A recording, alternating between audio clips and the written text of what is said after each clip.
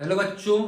तो आज हम लोग फिजिक्स का तीसरा लेक्चर पढ़ रहे हैं, फोर्थ चैप्टर का। ठीक है, फोर्थ चैप्टर का तीसरा लेक्चर। पहले लेक्चर में फोर्स के बारे में पढ़ा था, फोर्स क्या होता है, फोर्स के इफेक्ट क्या क्या होते हैं, फोर्स की यूनिट क्या होती है, कौन सी क्वांटिटी है, ये सब सारी बातें डिटेल में पहले लेक्चर में पढ़ चुकी थी। उसके बाद दूसरे लेक्चर में हम लोग बैलेंस फोर्स और अनबैलेंस फोर्स के बारे में पढ़े थे। ठीक है, तो पहले एक बार मैं लेक्चर वन रिवाइज कर दे रहा हूं। देखो, लेक्चर वन में बताया था फोर्स। तो फोर्स क्या है? किसी भी ऑब्जेक्ट को पुल करना या पुश करना ही तुम्हारा फोर्स कहलाता है। ठीक है, और फोर्स एक वेक्टर क्वांटिटी है। वेक्टर क्वांटिटी मतलब कि इसको मैग्नीट्यूड, मैग्नीट्यूड मतलब न्यूमेरिकल वैल्यू, न्यूमेरिकल वैल्यू मतलब डिजिट, जैसे 5 6 7 8, 5 6 7 8, ये सब डिजिट है ना, तो ये सब न्यूमेरिकल वैल्यू हो गए।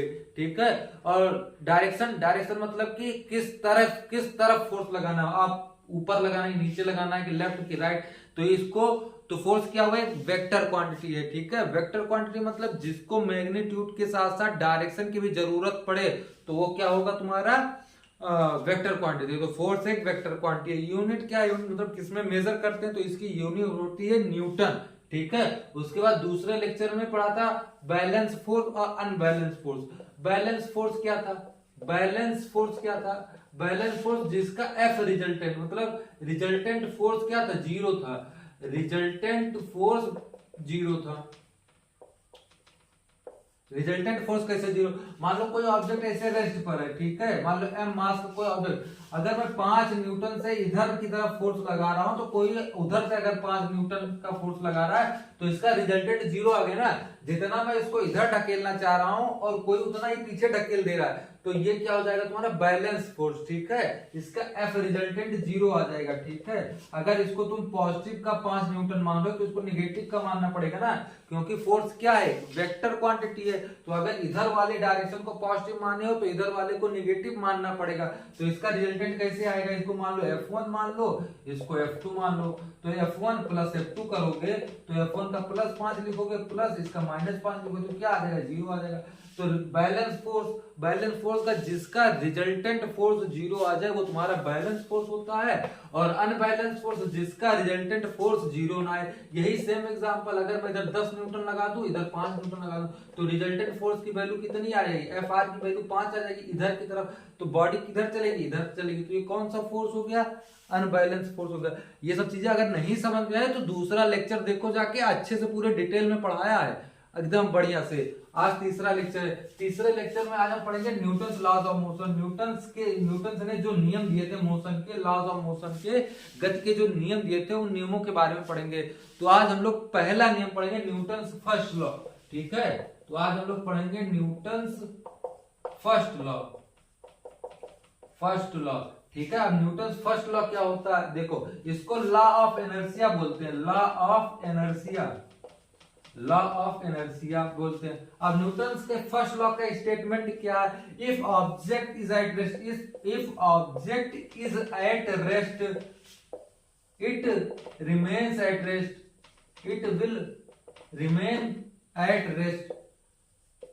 If object in motion, if object in motion, it will remain in motion, remain in motion। ठीक है, which then देखो क्या, if object is at rest it will remain at rest, if object in motion it will remain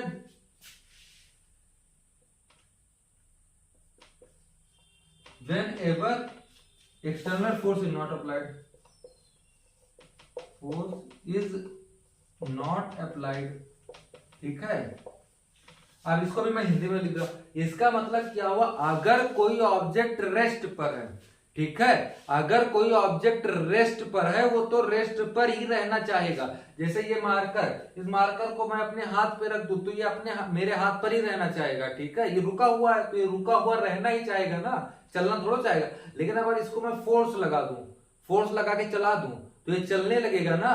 तो मैंने इसको force लगा के चलाया, लेकिन शुरुआत में ये रखा था तो ये रखा ही रहना चाहेगा।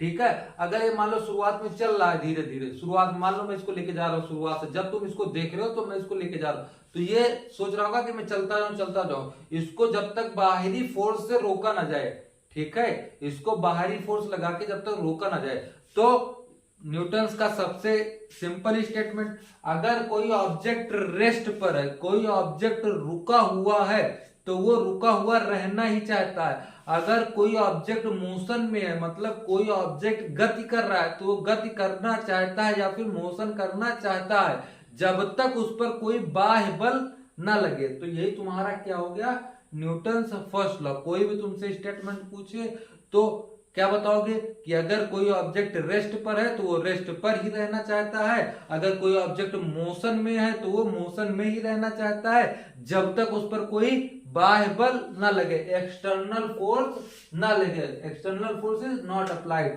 ठीक है। तो ये तुम्हारा फर्स्ट लॉ हो गया न्यूटन। अब इनर्शिया क्या होता है, इनर्शिया कुछ नहीं होता है, इनर्शिया होता है प्रॉपर्टी ऑफ मैटर। इनर्शिया क्या होता है, property of matter, property of matter through which object is at rest or in motion, ठीक है। मैटर की वो प्रॉपर्टी, देखो तुम्हें मैटर नहीं पता होगा तो मैटर क्या होता है, देखो व्हाट इज मैटर, मैटर क्या होता है, मैटर को तुम क्या जनरली डिफाइन करते हो, मैटर को लिख सकते हो जिसके पास मास हो और स्पेस ऑक्युपाई करे, सब्सटेंस विच हैव या compound which have mass and space occupy, ठीक है, ऑक्युपाई, ठीक है।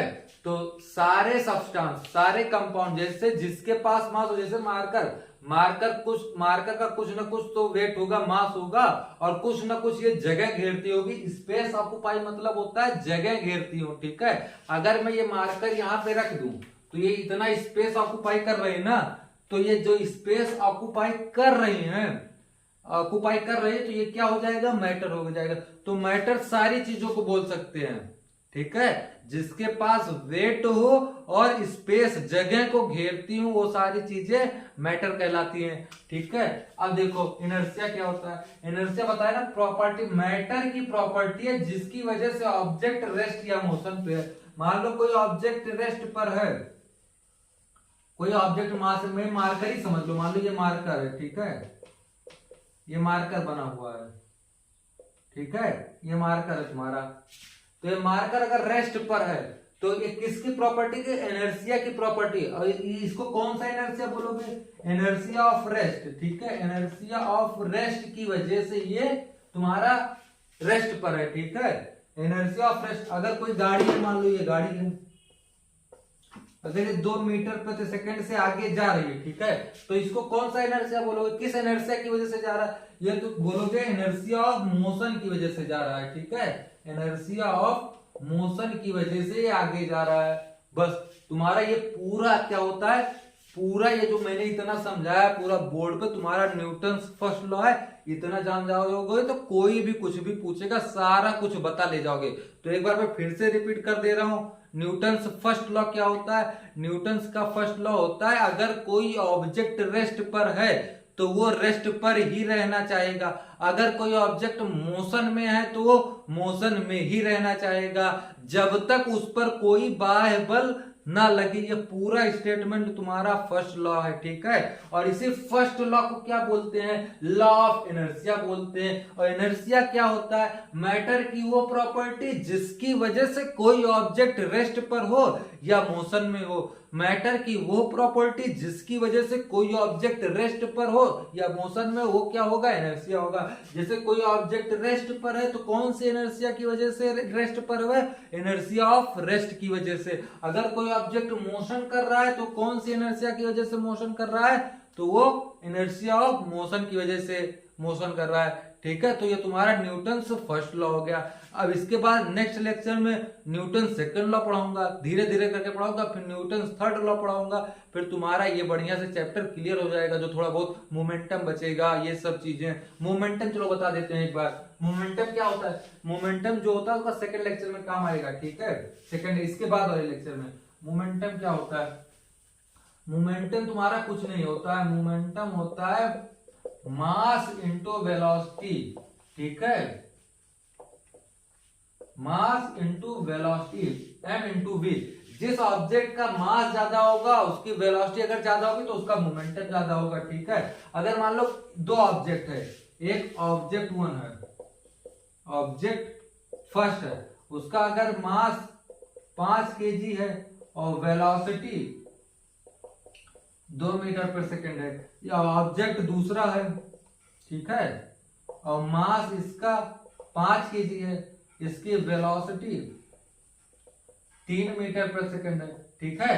तो इसका मोमेंटम कितना हो जाएगा? 10 मीटर प्रति सेकंड ना, 10 किलोग्राम मीटर प्रति सेकंड, 10 किलोग्राम मीटर प्रति सेकंड। इसका कितना आ जाएगा? 15 किलोग्राम मीटर प्रति सेकंड।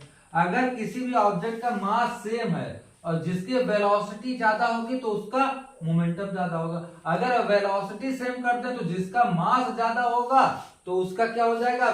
उसका मोमेंटम ज्यादा हो जाएगा। तो मोमेंटम कुछ नहीं है, मास इंटू वेलोसिटी का मल्टीप्लीकेशन ही क्या है? तुम्हारा मोमेंटम होता है। तो ये पूरा हो गया। तो अभी तक फोर्स वाले चैप्टर में हम लोगों ने क्या पढ़ा? फोर्स के बारे में पढ़ा और फोर्स के इफेक्ट के बारे में पढ़ा, फोर्स की यूनिट पढ़ा, फोर्स कौन सी क्वांटिटी होती है ये पढ़ा, उसके बाद बैलेंस फोर्स, अनबैलेंस फोर्स पढ़ा, उसके बाद न्यूटन्स लॉज ऑफ मोशन पे आ गए, जिसमें आज हम लोगों ने न्यूटन्स का फर्स्ट लॉ पढ़ा। ये सब सारी चीजें पॉइंट वाइज दिमाग में फिट करते जाओगे तो पूरा चैप्टर अच्छे से दिमाग में सेट होता जाएगा, ठीक है। ऐसे पॉइंट वाइज पढ़ोगे तो पूरा चैप्टर अच्छे से क्लियर होता चला जाएगा।